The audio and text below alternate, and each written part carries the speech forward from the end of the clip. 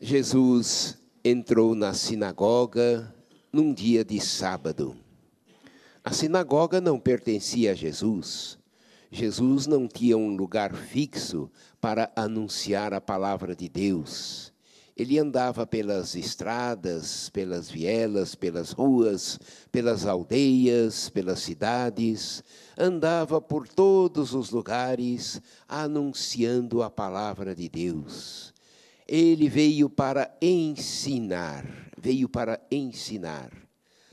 E nós que somos aqueles que ouvem, que querem aprender, somos chamados de discípulos, porque nos colocamos diante do Mestre para aprender o que Ele tem a nos ensinar.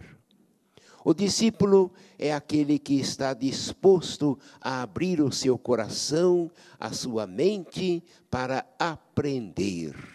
Há muita gente orgulhosa que acha que não tem mais nada que aprender. Não ouve os irmãos, não lê mais a Bíblia, não procura aprofundar mais os seus conhecimentos na palavra de Deus. O catecismo ficou lá para trás, lá na primeira comunhão. Às vezes, uma preparação apressada de 1 mês, 6 meses, 1 ano. E quantos católicos, às vezes, criticam e acham ruim, porque a catequese dura 2 anos. Numa paróquia em que eu estava, aqui em Campinas, ajudando o nosso padre, o pároco, a catequese até hoje é 4 anos, são 4 anos de catequese. Quando a gente quer construir uma casa, uma torre, a gente faz um alicerce bem sólido. Assim também, principalmente nos nossos dias, queridos pais, vocês precisam educar bem os seus filhos na fé, orientando na fé. É claro que não basta doutrina, é preciso vivência. Primeiro, diz o Papa Paulo VI no seu documento, a palavra de Deus, lá colocando em prática o concílio ecumênico há mais de 50 anos atrás. É preciso primeiro anunciar com o exemplo, com o testemunho. É assim que precisamos ensinar. Os jovens entram na faculdade e nós não sabemos qual é a orientação que se dá nas faculdades. Não sabemos qual é a linha de pensamento que esses jovens recebem. E vão entrando por caminhos escuros e muitas vezes vão confundindo a mente destes jovens, destes adolescentes. Precisamos ter uma catequese sólida. Cada vez mais é necessária a presença dos pais na vida dos filhos. Não apenas deixar na porta da igreja para que tenha um catecismo da primeira comunhão. Às vezes é a primeira e a última. A catequese é uma iniciação à vida da comunidade. Segundo, é uma iniciação à vivência e à prática da palavra de Deus. Terceiro, é uma busca de conhecimento para fundamentar aquilo que a gente pratica. Quando perguntam, por que você vai à missa? Eu tenho que saber responder. Por que você comunga? Eu tenho que saber responder. Por que você se confessa? Eu tenho que saber responder. Então, a doutrina não é para que a gente decore e memorize para passar de ano, mas a doutrina é para fundamentar a nossa vivência, saber por que a gente faz as coisas. Criançadinha hoje não vive perguntando, mas por que eu tenho que fazer isso? Por que eu tenho que ir na escola? Por que eu tenho que comer deste jeito? Por que eu tenho que cumprimentar as pessoas? Eles não vivem perguntando o porquê. Então, eu tenho que saber dar a resposta. Aí a gente encontra alguns cristãos que entram nas empresas, encontram evangélicos que começam a questionar a doutrina católica e não sabem responder. E às vezes até se envolvem, acham que têm razão. Porque não se aprofundaram. A catequese é para a vida toda. Jesus entra na sinagoga para ensinar.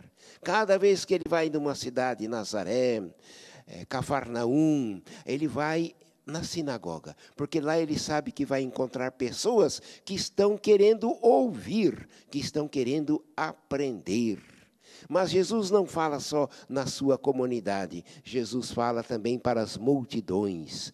Por isso o Papa Francisco vem insistindo, no documento de Aparecida, vem insistindo na evangelização. Somos chamados a evangelizar. Somos chamados a ensinar, ensinar pela palavra e pelo testemunho. O Papa Francisco vem nos orientando, precisamos ser discípulos missionários.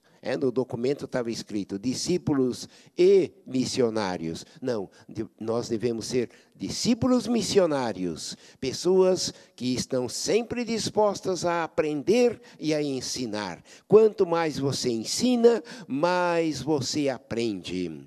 Nós temos lá um grupo de senhoras que toda quinta-feira se reúne para o artesanato, fazem trabalhos bonitos, fazem enxovais para bebês, trabalham em panos, em pinturas, fazem trabalhos maravilhosos para as creches, para as famílias pobres, e elas dizem, aqui a gente acolhe todo mundo.